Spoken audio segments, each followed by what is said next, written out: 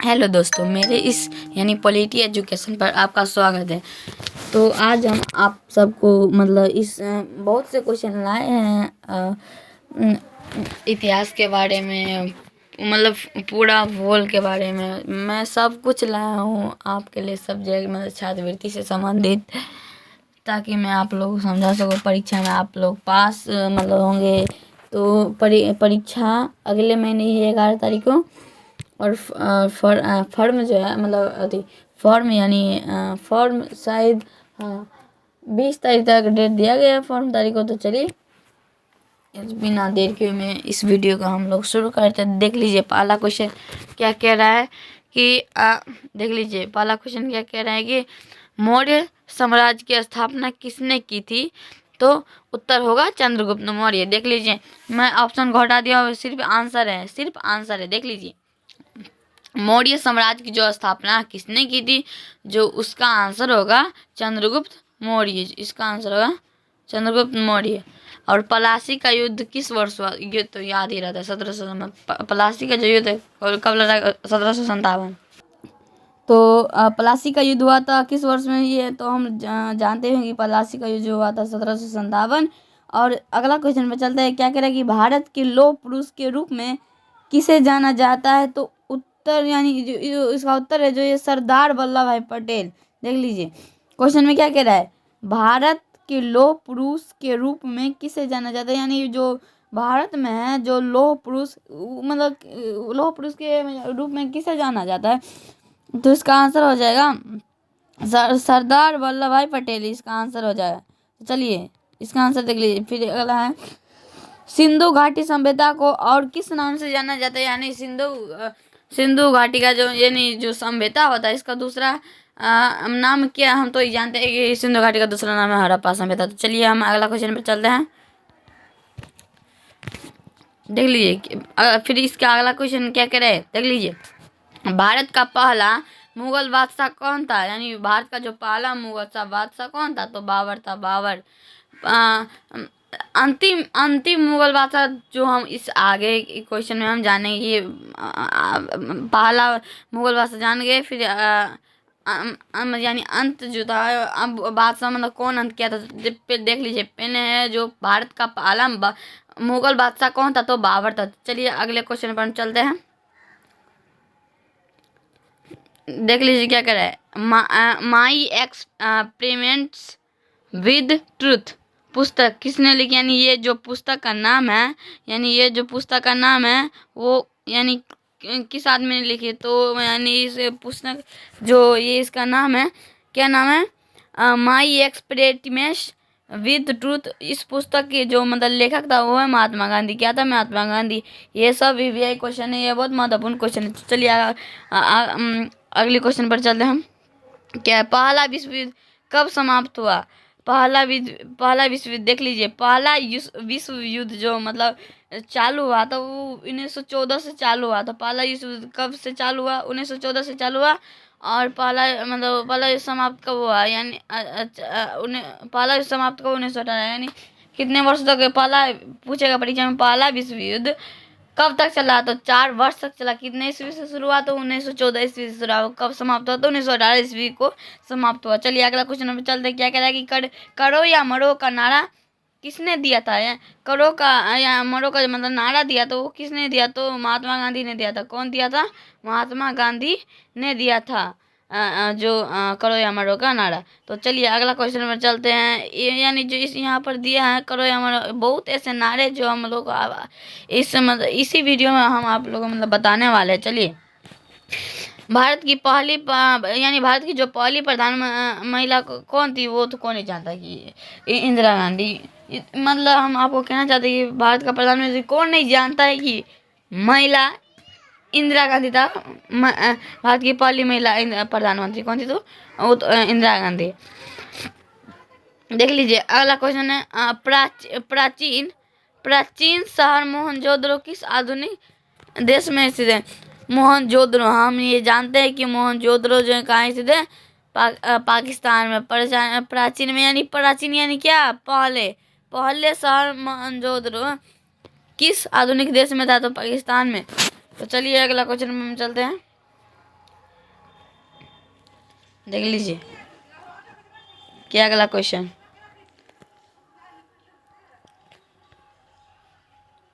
यहाँ पर है, देख लीजिए। एक तो क्वेश्चन क्या था, 10 यहाँ हो गया।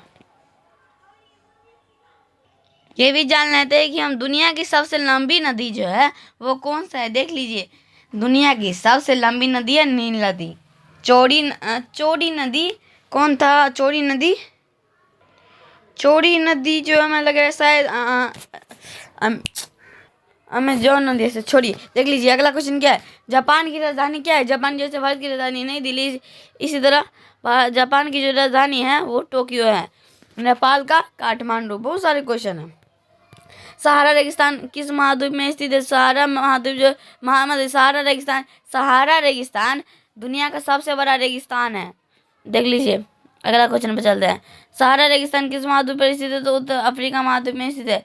किस देश को उगते हुए सूरज की भूमि कहा जाता है? तो जापान। किस देश को उगते हुए सूरज की भूमि कहा जाता है? तो जापान। उगते हुए सूरज को जापान कहा जाता है। देख लीजिए इसके बाद अगला क्वेश्चन है, दुनिया के सबसे ऊंचे पर्वत का नाम क्या है? दुनिया के सबसे ऊंचे जो पर्वत का नाम है वो है माउंट एवरेस्ट। माउंट एवरेस्ट दुनिया का सबसे, ये माउंट एवरेस्ट जो दुनिया का सबसे ऊंचा पर्वत है और ये जो है वो नेपाल में स्थित है।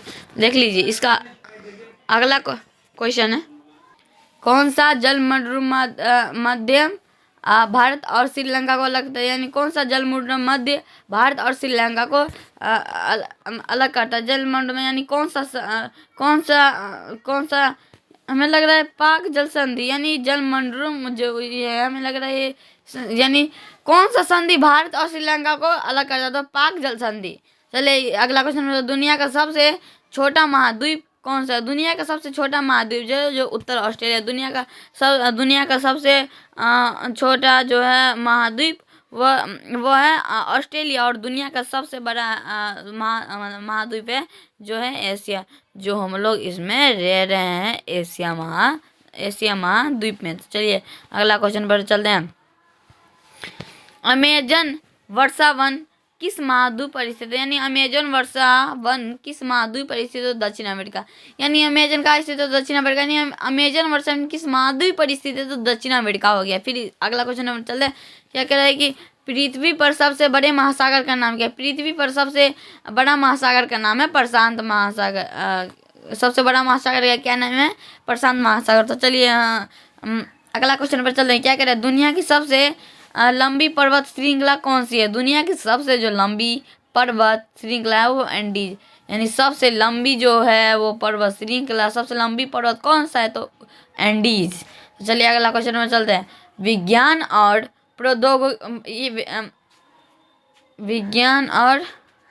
प्रौद्योगिकी साइंस टेक्नोलॉजी। तो विज्ञान में कोशिका का पावर हाउस, यानी कोशिका का जो है पावर हाउस किसे कहते हैं? तो माइटोकॉन्ड्रिया को कहते हैं। रक्त जमाने में किसका उपयोग किया जाता है? यानी जो हम लोग को देह में रक्त बहता है। दूसरा क्वेश्चन है ये, हम लोग जैसे शरीर में से रक्त जो बहते हैं और इसको यहाँ मतलब देखते होंगे कि कटकी जैसे कुछ मतलब पूरा रक्त जैसे जम जाएगा, तो ये किसके कारण होगा? तो हीमोग्लोबिन किसके कारण? तो हीमोग्लोबिन के कारण। ये हीमोग्लोबिन तो रक्त का जो लाल है वो किसके कारण होता है? तो हीमोग्लोबिन। और रक्त जो थम जाता है यानी कटकी जैसे यानी रक्त को बहने नहीं देता, इसको हिपेरिन, यानी हिपेरिन रक्त को बहने से इनकार कर दे यानी रोक देता है हिपेरिन। तो अगला क्वेश्चन में, सोने का रासायनिक प्रतीक क्या है? यानी सोने का रासायनिक नाम क्या है? एयू, यानी मतलब प्रतीक यानी सूत्र से देख लीजिए, सोने का रासायनिक प्रतीक क्या है? एयू क्या है? एयू। तो चलिए अगला क्वेश्चन में चलते, पृथ्वी पर क्या कह रहा है क्वेश्चन देख लीजिए, पृथ्वी पर सबसे कठोर प्राकृतिक पदार्थ कौन सा है? तो इसका आंसर जो हो जाएगा वो हीरा, यानी पृथ्वी पर सबसे कठोर पदार्थ कौन सा है? तो इसका आंसर हीरा हो जाएगा। तो देख लीजिए इसका अगला क्वेश्चन है सापेक्षिक देख लीजिए। अगला क्वेश्चन है, सापेक्षित का सिद्धांत किसने विकसित किया? सापेक्षित का सिद्धांत किसने विकसित किया? तो उत्तर इसका हो जाएगा अल्बर्ट आइंस्टीन। अल्बर्ट आइंस्टीन को लोग मिसाइल मैन भी कहते थे, यानी अल्बर्ट आइंस्टीन को अल्बर्ट आइंस्टीन भी कहा जाता था। देख लीजिए अगला, इस एक बार और हम इस क्वेश्चन को देख लेते हैं। देख लीजिए क्या क्वेश्चन, सापेक्षित का सिद्धांत किसने विकसित किया था? तो उत्तर होगा Lord mount Albert Einstein. Albert Einstein. अगला क्वेश्चन है, निर्वात में प्रकाश की गति क्या है? तो यानी निर्वात में जो प्रकाश की गति क्या है, तो इसका आंसर हो जाएगा, इसका आंसर जो हो जाएगा वो 3 × 10⁻8 प्रति मीटर सेकंड। 3 × 10⁻8 मीटर प्रति सेकंड।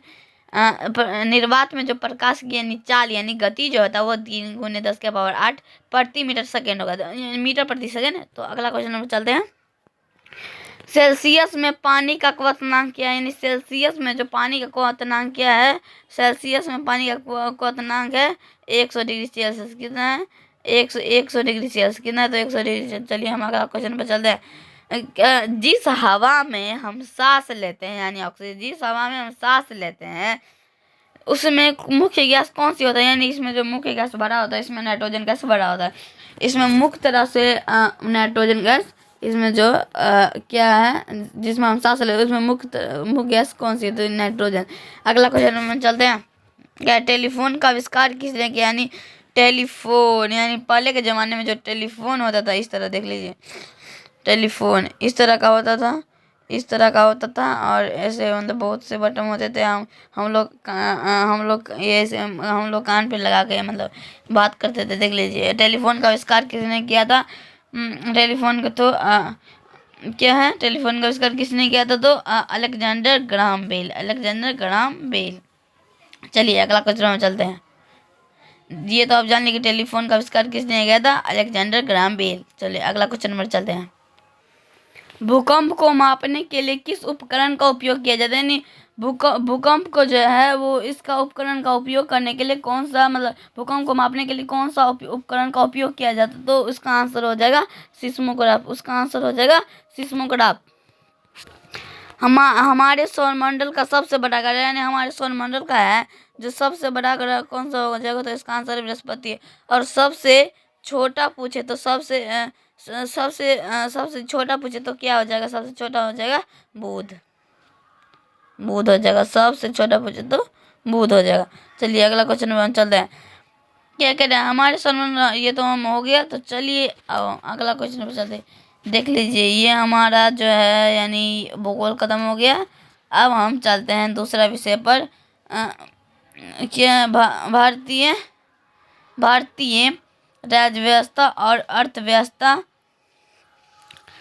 अर्थव्यवस्था पॉलिटी एंड और मतलब इकोनॉमी। आज हम इन दोनों विषय को आज हम वही जो देख लीजिए। अब हम इस दोनों सब्जेक्ट यानी इस सब्जेक्ट को शुरू करने वाले। देख लीजिए ये बहुत महत्वपूर्ण क्वेश्चन है, तो चलिए शुरू करते हैं। भारतीय संविधान के जनक के रूप में किसे जाना जाता है? तो डॉक्टर BR अम्बेडकर। आप लोग को ये भी पूछा जाएगा कि प्रारूप समिति के अध्यक्ष कौन थे? तो प्रारूप समिति अध्यक्ष कौन थे? तो डॉक्टर BR अम्बेडकर थे। अगला क्वेश्चन पर हम चलते हैं, इसमें क्या कह रहा है देख लीजिए, लोकसभा का सदस्य बनने के लिए न्यूनतम आयु कितनी होनी चाहिए? यानी लोकसभा का सदस्य बनने के लिए न्यूनतम आयु, इसमें यानी हम लोग जो बनेंगे लोकसभा मान लेते तो इसके लिए न्यूनतम वर्ष यानी न्यूनतम आयु क्या होना चाहिए? तो 25 वर्ष। अगला क्वेश्चन है, GST का पूर्ण रूप क्या है? यानी GST का फुल फॉर्म क्या है? तो वस्तु और सेवा का, देख लीजिए क्या है GST का पूर्ण रूप क्या है? तो वस्तु और सेवा करना। GST का पूर्ण नहीं, इसका मतलब क्या हुआ? GST फुल नहीं, इसका मतलब क्या होगा?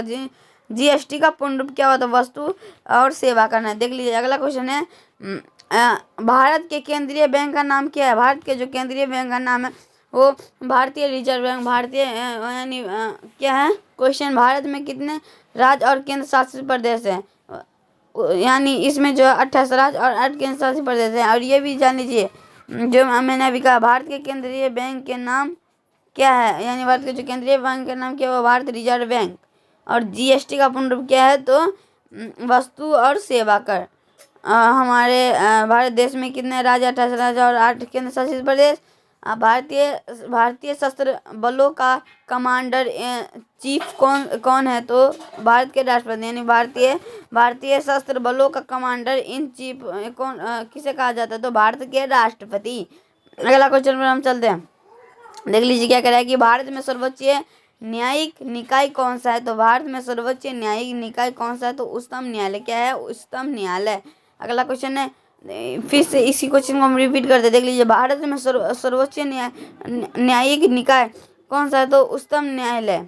अगला क्वेश्चन है, पहली पंचवर्षीय योजना, यानी पहली पंचवर्षीय योजना का मॉडल पर आधारित है, यानी कौन सा है, तो हेरोड डोमर मॉडल। यानी इसमें क्वेश्चन क्या कह रहा है कि पहली पंचवर्षीय योजना किस मॉडल पर आधारित है, तो इसका आंसर हो जाएगा हेरोड माउंट मॉडल। तो अगला क्वेश्चन देख लीजिए क्या है। हाँ,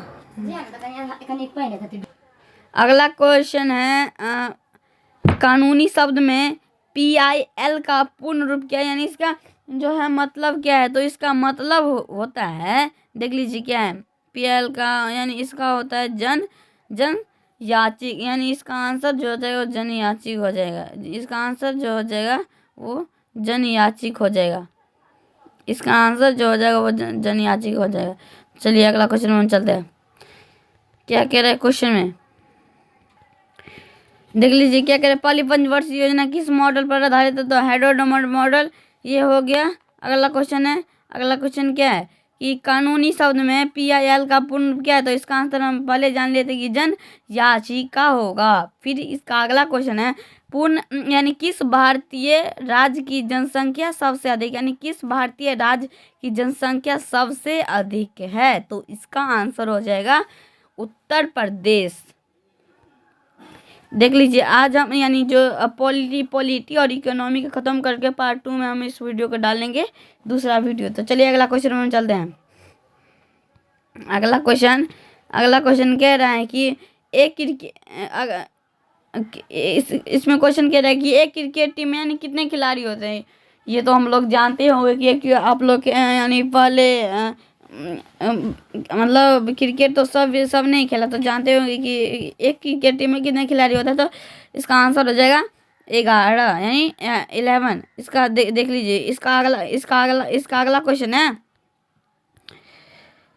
फ्लाइंग सी के नाम से किसे जाना जाता है, तो इसका आंसर हो जाएगा उत्तर, यानी इसका उत्तर जो हो जाएगा वो मिल्खा सिंह। यानी इसका क्वेश्चन क्या है, देख लीजिए, फ्लाइंग सी के नाम से किसे जाना जाता है।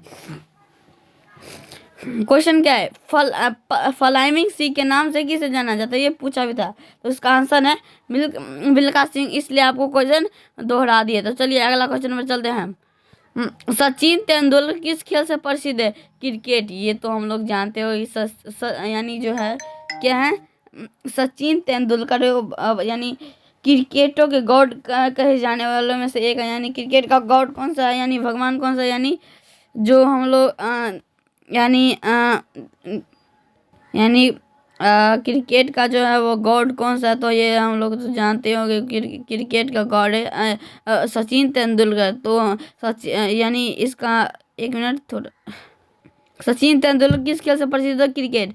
अगला क्वेश्चन है, ओलंपिक खेल कितनी बार आयोजित होती है, ओलंपिक खेल कितनी बार आयोजित होती है, तो इसका आंसर हो जाएगा हर 4 साल में। हर 4 साल में, कितने वर्षों के बाद यानी जो आयोजित होता है, तो हर 4 साल में।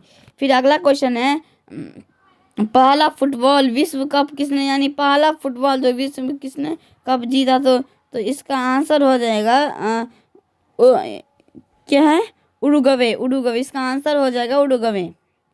तो चलिए अगला देख लीजिए, फिर से एक बार पढ़ लीजिए, पहला फुटबॉल विश्व कप में यानी कब किसने जीता है, तो उरुग्वे। फिर अगला क्वेश्चन है, जिम्नास्टिक में एक परफेक्ट स्कोर के लिए क्या शब्द है, तो इसका आंसर हो जाएगा परफेक्ट 10।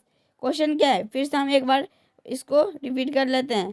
क्या है, जिम्नास्टिक में एक परफेक्ट स्कोर के लिए क्या शब्द है? तो इसका आंसर हो जाएगा इसका उत्तर जो हो जाएगा वो है परफेक्ट 10। इसका आंसर यही होगा। तो चलिए अगला क्वेश्चन पर हम लोग चलते हैं। देख लीजिए क्या कह रहा है अगला क्वेश्चन। हैट्रिक किस शब्द खेल से जुड़ा है? हैट्रिक यानी हम लोग कहते हैं हैट्रिक छक्का नहीं बोलते हैं, ये बहुत जोर से छक्का मारे तो हैट्रिक छक्का, यानी तीन एक ही बार में यानी 6 मार देता है, यानी 3 गेंद में 3 6 मारता है। तो लाइन बाय यानी एक बार फिर 6 मारा, फिर उसके बाद फिर 6 मारा, फिर उसके बाद फिर 6 मारा, तो ये हो जाएगा हैट्रिक 6। तो इसलिए इसी क्वेश्चन क्या कह रहा है कि हैट्रिक किस शब्द खेल से जुड़ा है? तो इसका आंसर हो जाएगा क्रिकेट। चलिए देख लीजिए अगला क्वेश्चन क्या कह रहा है। अगला क्वेश्चन है लिएंटी पेस किस खेल से जुड़ा है? तो इसका उत्तर जो हो जाएगा वो है टेनिस। इसका उत्तर जो हो जाएगा वो होगा टेनिस। देख लीजिए फिर से हम क्वेश्चन को दोहरा देते हैं कि लिएंडर पेस किस खेल से जुड़ा है? तो इसका आंसर हो जाएगा टेनिस। एक मानक की क्रिकेट गेंद की परिधि कितनी होती है? यानी एक मानक क्रिकेट यानी जो क्रिकेट गेंद जो हम लोग खेलते हैं, यानी जो खेलते हैं वो सब विराट कोहली वो सब यानी जो खेलते हैं, सूर्य कुमार वो सब जो खेलते हैं, इसका जाने यानी जो क्रिकेट के बॉल का ये सब जो खेलते हैं, तो इस जो गेंद है जो गेंद का परिधि कितना होता है? तो इसका आंसर हो जाएगा कितना हो जाएगा? तो 9 इंच। इसका आंसर हो जाएगा 9 इंच। फिर अगला क्वेश्चन है अब तक के लिए यानी अब तक के सबसे सफल पुरुष टेनिस खिलाड़ी, यानी अब तक के लिए सबसे सफल पुरुष टेनिस, इसका आंसर क्या हो जाएगा? खिलाड़ी कौन सा था? इसका आंसर हो जाएगा नोवाक जोकोविच। तो देख लीजिए अब हम लोग जो है पार्ट नोवेल। तो चलिए वेरी थैंक यू। चलिए अब लोग सब्सक्राइब कर लीजिए, क्योंकि मैं इतना वीडियो लाता हूँ आप लोग सब्सक्राइब नहीं करते, इसलिए सब्सक्राइब कर दीजिए। चलिए मिलते हैं अगले वीडियो में, थैंक यू। तो चलिए मैं अगले वीडियो में लाऊंगा एकदम धमाकेदार वीडियो। तो चलिए पार्ट 2 में आप लोग देखने के लिए तैयार रहेंगे। तो चलिए ये इस वीडियो को हम यहीं से ख़त्म करते हैं।